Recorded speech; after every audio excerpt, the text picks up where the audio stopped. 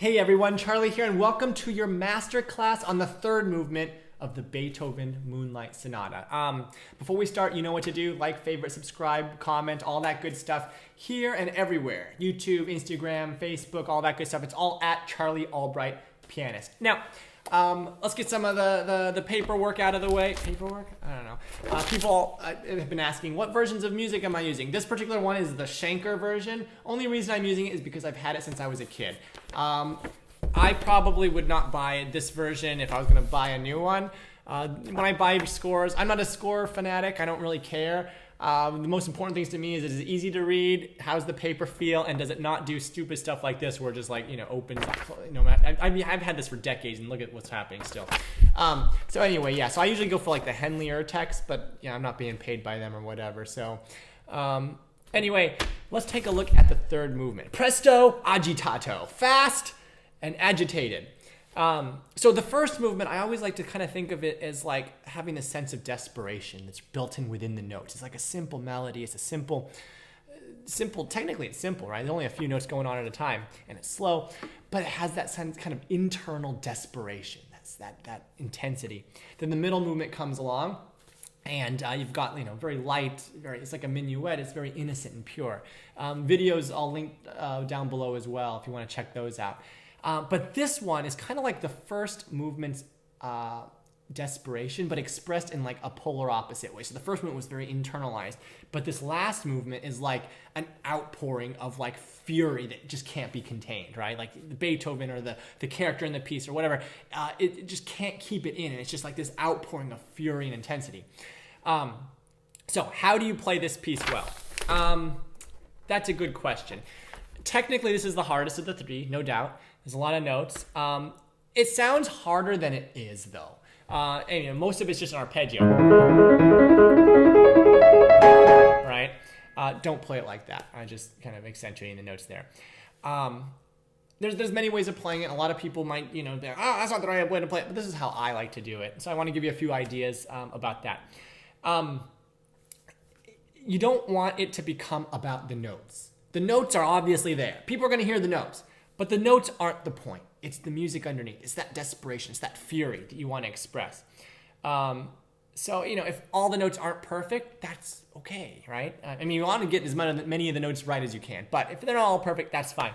But you want to give them a purpose, give them a direction. So pay attention to phrasing, pay attention to direction, and stay loose. Don't get tight, right? Like, if you ever get tight anywhere, hands, fingers, arms, shoulders, wrists, whatever, stop, don't power through it, and figure out how to be loose.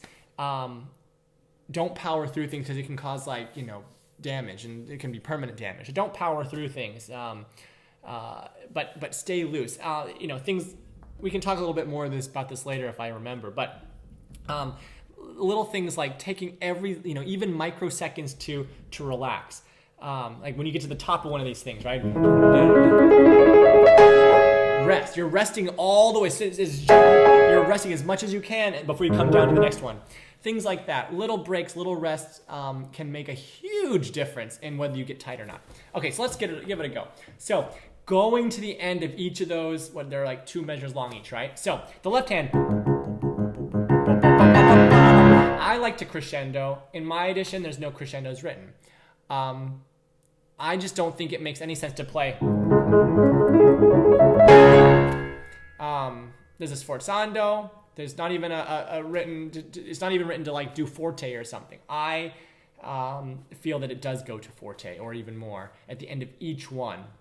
Now you could argue that there's sforzandos at the end of each one. In general, at the end of each one of those two measure things runs.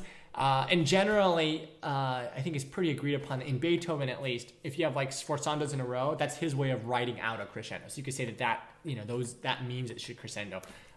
We can go with that story if we want. Okay, but going to the end. So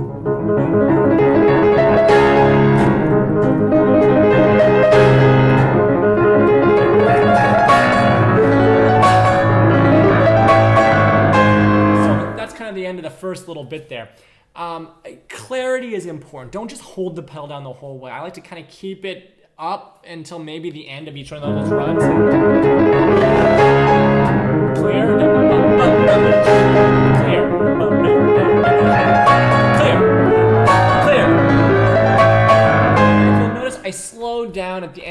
each one especially as they become the single measure versions. And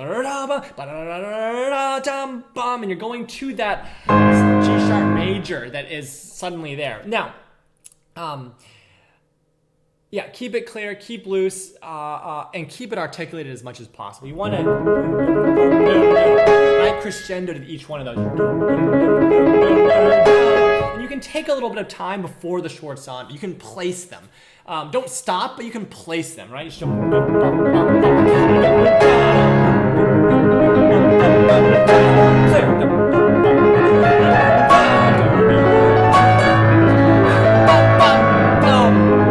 the last string. Bum, bum, bum. So when you come to this next section, what measure are we on? 5, 6, 7, 8. Ha! That sounds like people about ready to play drums or dance or something. 5, 6, 7. Okay, I'm getting distracted. All right, so this is in measure 5, 6, 7, 8. We've got this thing going. Keep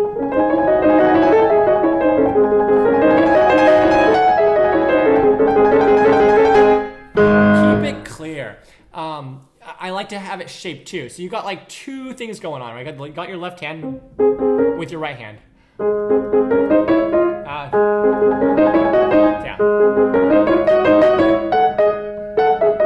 If I can play the right notes. And I like to kind of place that top note. It's you know, it's pain and it's the top.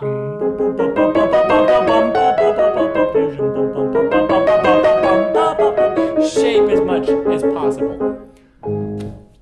So if you do that with all the notes, keep it clear. Clear,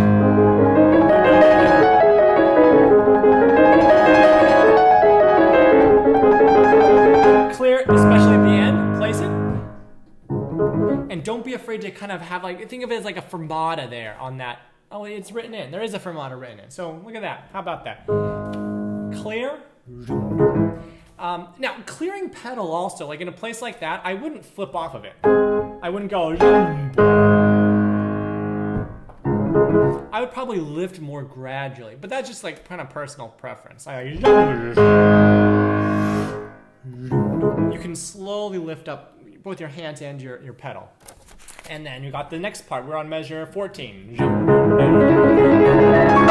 this part goes up higher, so it's even more intense.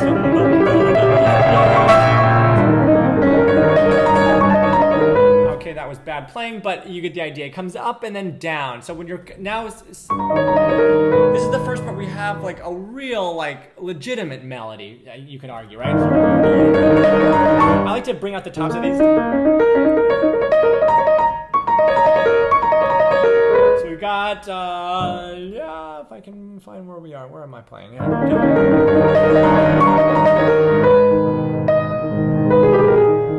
The left hand is not important. It's almost like if you imagine like an orchestra, it'd be the string going.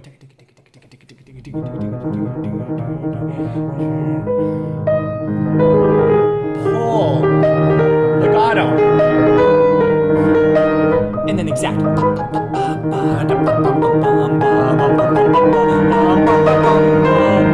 Sing out.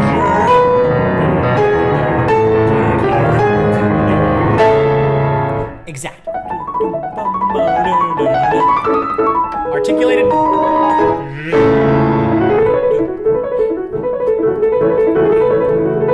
Going to the top. And then we are at the section now that is measure. This is weird. They put like the measure things in boxes randomly, not just along the left. 45, 44, 43, 42. Measure 42. And this section happens a few times in the piece. What I like to do is kind of vary up what I bring out. So the natural thing is to bring out the top. No, that was bad. The top and then I guess the middle. So it's kind of.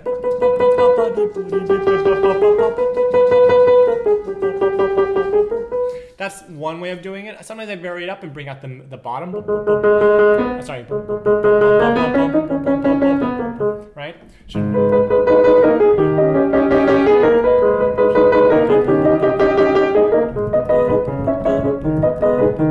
Here.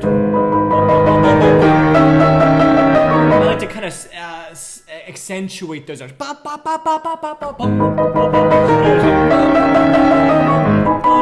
out, keep it balanced.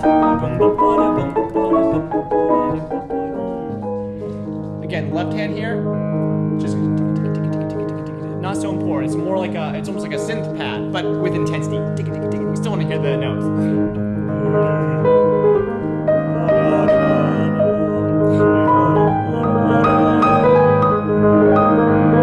All right, so moving on.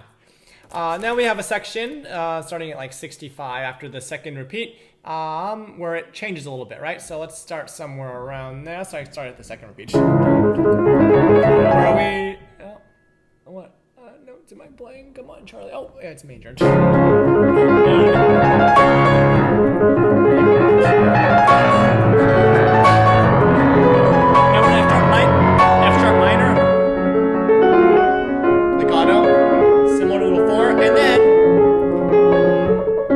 The melody.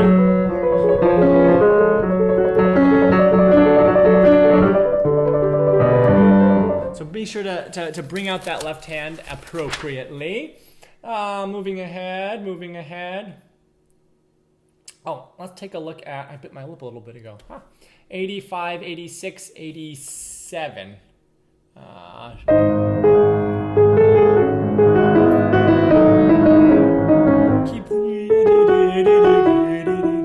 Keep it legato, pull on it. It's pained.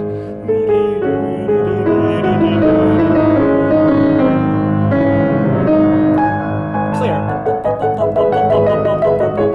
You want to still have that be, it's not just keep it balanced to the top, right?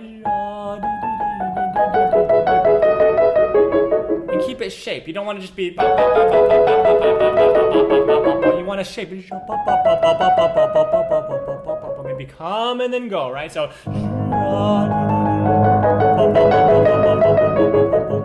Something like that.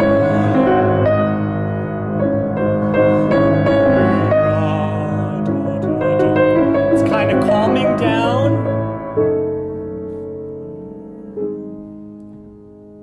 I like to clear. And then place. It's almost like a fermata over a rest there. I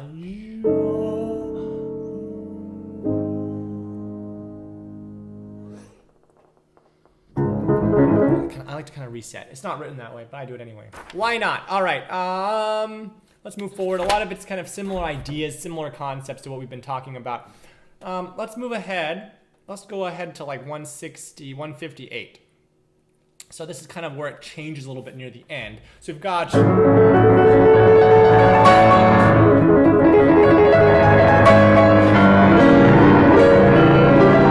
it's kind of right. Don't play it like wah wah wah, but you know it's basically just like a fast altered version of what's kind of been going on.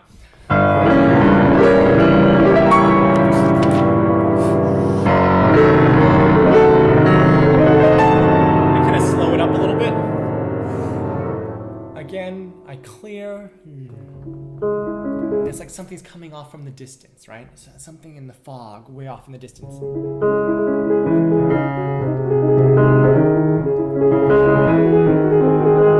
Right hand.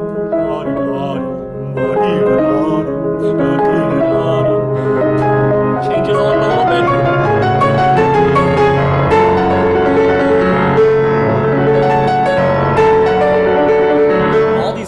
Harmonic changes. I like to, take my time.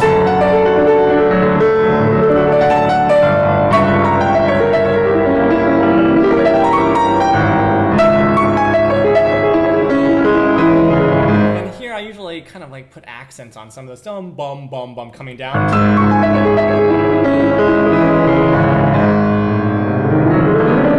Oops.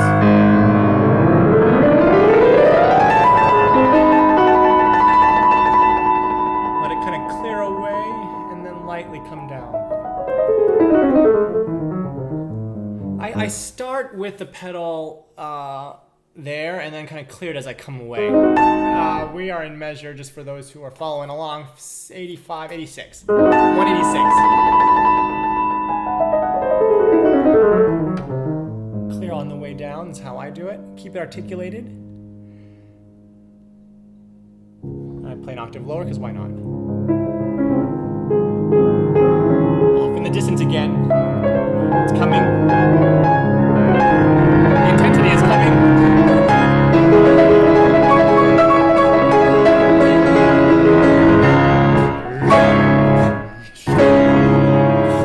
All right, so I like to bring out a I bring it I like to accentuate whatever the notes are. Yeah, and then you're at the end. So it has a lot of notes, but the notes aren't the important thing. It's that feeling, it's that intensity. Where are the notes going? Where are you going? Where is the furiosity? Is that a word? Furiousness, the fury going. So yeah, anyway, I hope that was helpful. If you have any questions, leave them in the comments and I'll see if I can get to them.